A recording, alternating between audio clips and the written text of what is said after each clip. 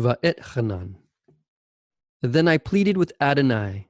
Deuteronomy 3, verse 23.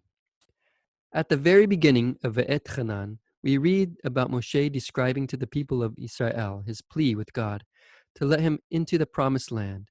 As it says in Deuteronomy 3, verse 25, please let me go across and see the good land on the other side of the Yarden, that wonderful hill country in the Lebanon.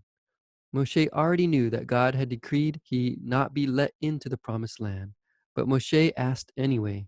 Maybe God would be merciful and nullify the decree. Yeshua did the same thing, as it says in Hebrews 5, verse 7. During Yeshua's life on earth, he offered up prayers and petitions, crying aloud and shedding tears, to the one who had the power to deliver him from death. And he was heard because of his godliness. And just before he is crucified, Yeshua cries out, "My Father, if possible, let this cup pass from me, yet not what I want, but what you want."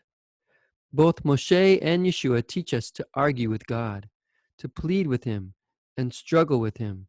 To paraphrase the response of Dennis Prager when he was asked why he was Jewish and not Muslim, I'd rather struggle with God than be subservient to him, because the name Israel means one who struggles with God, while the word Muslim means one who submits to God. Struggling with God doesn't mean something negative. It is just being honest with our humanity, the humanity that God put in us. After all, we were made in God's image. Now, why did Moshe want to enter the promised land? The Talmud discusses this very topic. Rabbi Samlai taught, "For what reason did Moshe, our teacher, greatly desire to enter Eretz Israel? Did he need to eat of his produce? Or did he need to satisfy himself from its goodness? Rather, this is what Moshe said. Many mitzvot were commanded to the Jewish people, and some of them can be fulfilled only in Eretz Israel. So I will enter the land in order that they can all be fulfilled by me." Sota 14a. The Talmud says that Moshe didn't want to enter the promised land for his own satisfaction. He wanted to enter so he could serve God better. This brings clarity to an important and often misinterpreted teaching of Yeshua, as it says in Matthew 5, verse 17. "Don't think that I have come to abolish the Torah or the prophets. I have come not to abolish, but to fulfill." What did Yeshua mean by fulfill? The same thing Moshe did. Not to do away with it, not to cancel it, but to observe it to the highest degree. There is another reason Moshe might have wanted to enter the promised land. The Lubavitcher Rebbe taught that if Moshe had been the one to lead him into the land, it would have immediately ushered in the Messianic age for all time. Moshe not only wanted to enter the promised land for his own sake, but for the sake of everyone in the entire world.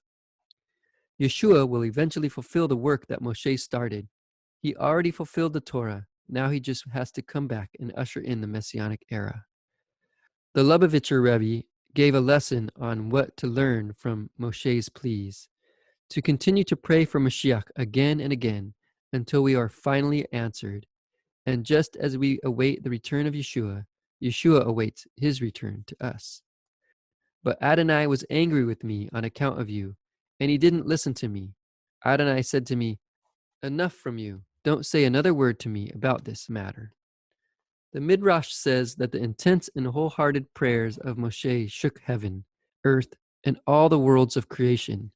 God had to give his angels orders to lock the gates of heaven, to stop Moshe's prayers from reaching him. Finally, it was too much, and that's when God said, "Enough from you. Don't say another word to me about this matter." Midrash Tahuma expands on this in Ve'et Chanan 6. The Holy One said to Moshe, "Moshe, I have sworn 2 oaths, one that you should die, and one to destroy Israel. To repeal both of them is impossible, so if you want to live, Israel will be destroyed." He said to him, "Sovereign of the world, are you coming to me with a plot? You are seizing the rope at both ends. Let Moshe and 1,000 like him be destroyed, but do not let one person in Israel be destroyed." Moshe was willing to forfeit the promised land for the people of Israel. That's why Moshe says in Deuteronomy 4, 21 and 22, "But Adonai was angry with me on account of you and swore that I would not cross the Yarden and go into that good land, which Adonai your God is giving you to inherit. Rather, I must die in this land and not cross the Yarden, but you are to cross and take possession of that good land. The Talmud has one more teaching relating to Moshe's pleas, and that is Moshe can be compared with the suffering servant in Isaiah 53. The Holy One, blessed be He, said to him, "Do you seek to enter the land to perform these mitzvot for any reason other than to receive a reward? I will ascribe to you as if you had performed them, and you will receive your reward, as it is stated. Therefore will I divide him a portion among the great, and he shall divide the spoil with the mighty, because he bared his soul unto death, and was numbered with the transgressors. Yet he bore the sin of many, and made intercession for the transgressors." Isaiah 53, verse 12. Rabbi Samlai proceeds to expound the verse, "Therefore will I divide him a portion among the great," to mean that he will receive reward. One might have thought that he will receive reward like the latter ones, and not like the earlier ones. So the verse states, "And he shall divide the spoil with the mighty," meaning like Avraham, Isaac, and Yaakov, who were mighty in Torah and in mitzvot, because he bared his soul unto death, meaning he gave himself over to death on behalf of the Jewish people, as it is stated, "Yet now, if you will forgive their sin, and if not, blot me, I pray you, out of your book that you have written." Exodus 32, verse 32. We believers in Yeshua also know that the suffering servant can refer to Yeshua too. Just as Moshe gave himself for the people of Israel, Yeshua gave himself for us. Both Moshe and Yeshua taught us to argue with God. Moshe started the work of the Messianic age, and Yeshua will finish it. First, Moshe risked his life to save us. Then Yeshua gave his life to save us. Ve'et Hanan reiterates once again the main concept of the entire Bible, to fear God and keep his commandments.